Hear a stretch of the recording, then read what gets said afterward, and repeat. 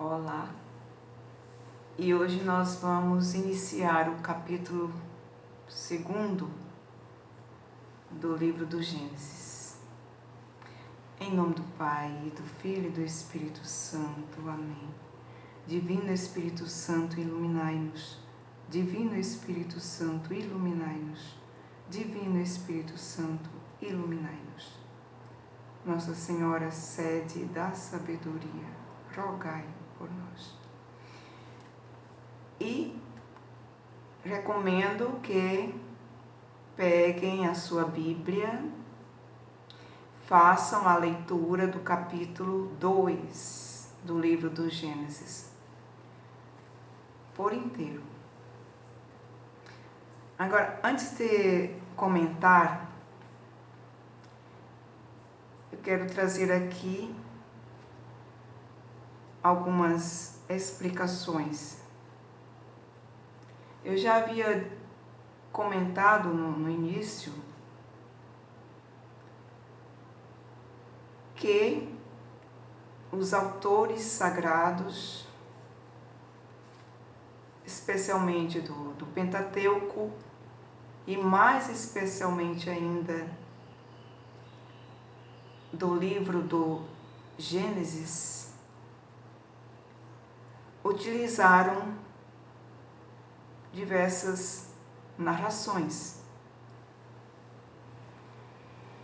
que os teólogos costumam chamar javista, eloísta, sacerdotal e por aí vai. Mas aí é algo mais aprofundado e o que eu faço é simplesmente um estudo mais básico, né? Dentro da minha possibilidade, que eu já falei que não sou teóloga, assim, especificamente, né, diplomada, mas sou alguém que se debruça sobre a palavra há muitos anos. Então, nesse capítulo 2, nós vamos ver uma segunda narração da criação do gênero humano. A primeira nós vimos no capítulo 1, no versículo 26. Agora, neste capítulo 2, vem trazer uma nova narração mais detalhada. Porque o gênero literário do Gênesis, deste livro nós estamos acompanhando, é o gênero da história religiosa daquela humanidade ainda primitiva. Então é por isso que não se deve buscar no livro do Gênesis respostas para umas perguntas desta forma: com quem se casou Caim? Onde fica o paraíso terrestre? Como surgiram as raças, as cores diferentes dos homens? Não, isso daí não se vai encontrar resposta no livro do Gênesis. E também outro detalhe é que a ciência, ela mostra que a teoria da evolução aconteceu. E é só a gente olhar para os anos, séculos passados que nós temos ciência e nós aprofundarmos mais naquelas gerações primitivas do início da criação. Até chegarmos aos nossos dias, a gente vai encontrar uma evolução, não é? Então, a teoria da evolução é real. Agora, só não se pode aceitar que tenha ocorrido uma evolução sem Deus, como se as coisas acontecessem por si mesmas, né? Isso se chama uma evolução materialista. É uma evolução sem a ação de Deus. Então isso é inconcebível, né? Isso a igreja jamais admite uma coisa dessa. Agora, a evolução, né, que de fato os cientistas se aprofundam, né, que trazem ao conhecimento uma evolução até mesmo de tudo que existe, né, no mundo,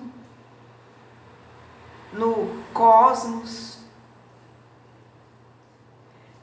É uma evolução que não contradiz a intervenção criadora.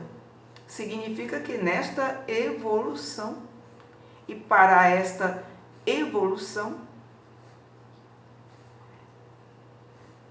há a noção de criação. Quer dizer, a evolução da natureza não é incompatível com a noção de criação. E já no magistério da Igreja, o Papa São João Paulo II, ele dizia que o magistério está diretamente interessado pela questão da evolução, pois esta questão se refere à concepção do homem, né, ser humano. E que essa consideração, se utilizada nas diversas ordens do saber, permite que haja uma harmonia entre dois pontos de vista, né? Ponto de vista da criação e o ponto de vista da evolução. Então, dizendo isso, somente a título de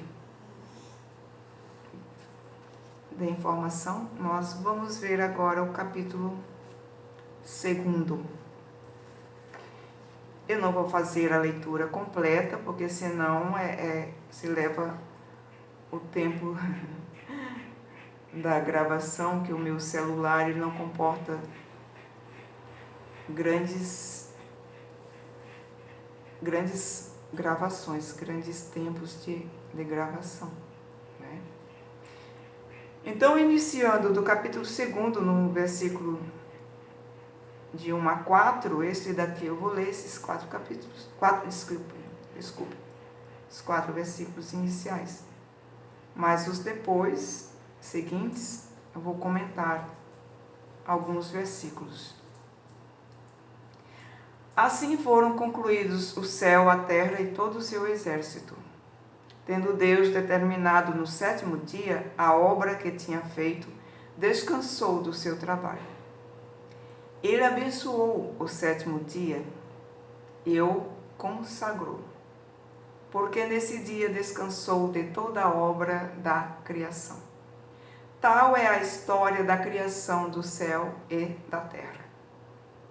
Então, nos versículos seguintes, vem uma outra narração da criação do ser humano, com mais detalhes. E a gente vai encontrar que o Senhor Deus formou o homem do barro da terra, né, no versículo 7. e inspirou-lhe nas narinas o sopro da vida, e o homem se tornou um ser vivente. Então, isso significa que o ser humano que foi criado do nada, foi criado do barro da terra, este ser humano, ele recebeu o sopro da vida, o sopro divino, que nós chamamos alma. Alma, que vem de outra língua, ânima, que significa que dá ânimo, que anima a vida, é o sopro da vida. A alma é o sopro da vida do ser humano. E quando este sopro da vida se apaga, o ser humano se transforma em cadáver. E também significa que cada criatura humana concebida no momento da sua concepção recebe diretamente do Criador o sopro de vida, alma, a sua alma, criada à imagem e semelhança de Deus, imortal. A alma, sopro de vida, não morre. Por isso que com a morte, o corpo separado da alma vira cadáver. Mas a alma permanece até o dia da ressurreição final, que se unirá outra vez ao seu corpo. E prosseguindo, a gente vai encontrar no versículo 8 que Deus colocou esse ser humano em um jardim chamado Éden, e que nesse jardim Deus fez brotar toda a sorte de árvores que dessem bons frutos para comer. E no meio do jardim Deus colocou a árvore da vida e a árvore da ciência do bem e do mal. Isso significa que o ser humano criado por Deus foi criado sob a dependência desse Deus. E a partir do momento que o ser humano rompe essa dependência, acontece o pecado original. E tudo como se diz, corre rio abaixo, A desordem entra na natureza. E Deus colocou esse ser humano no jardim para, além de cultivar o solo, guardá-lo, protegê-lo, ter zelo. E colocou uma limitação. que é um mandamento. Que ele disse, podem comer do fruto de todas as árvores que há no jardim. E havia muitas árvores. Mas não comam desta árvore específica, que é a árvore da ciência do bem e do mal. No dia em que vocês comerem, vão morrer.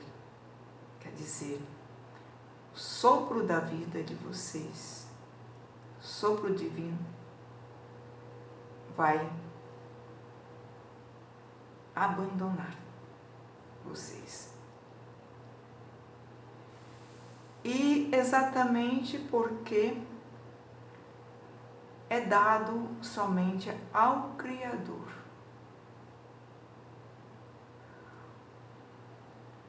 A ciência do bem e do mal.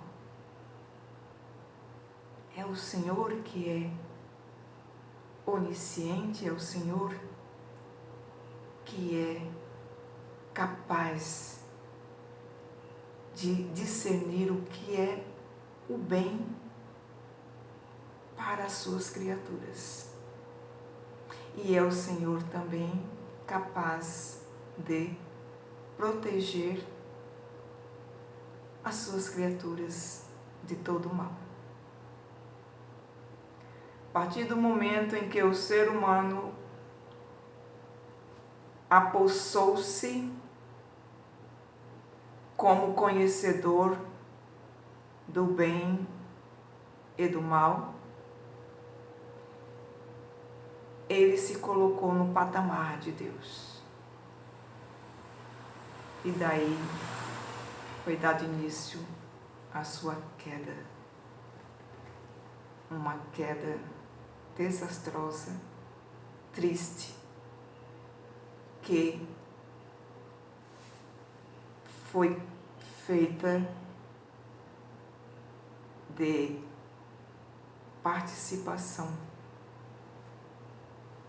para todas as gerações futuras, que é a participação na queda original dos primeiros pais. No capítulo 3 nós vamos adentrar mais especificamente sobre este assunto. Fiquemos então com esta palavra do Senhor. O Criador do mundo, que nos criou por amor à sua imagem e semelhança, Ele sabe o que é o melhor, o que é o bem para cada uma de suas criaturas. E concluindo no versículo 21 ao 25, Deus tomou do homem uma costela e formou a mulher. Isso tem muitos significados, né? Significa que a mulher foi criada na mesma condição, né, do homem, embora sejam distintos, né, os seus atributos. A mulher foi dada ao homem como sua companheira, né? Não como sua escrava, muito menos como sua rival. E por isso que o homem deixa seu pai e sua mãe para unir-se a sua mulher. E já não são mais que uma só carne. Daí Deus institui o matrimônio, o casamento. E fechando esse capítulo 2, no versículo 25, diz: o homem e a mulher estavam nus e não se envergonhavam. Num outro momento a gente vai comentar o significado mais detalhado desses versículos. Louvado seja nosso Senhor Jesus Cristo e sua mãe Maria Santíssima.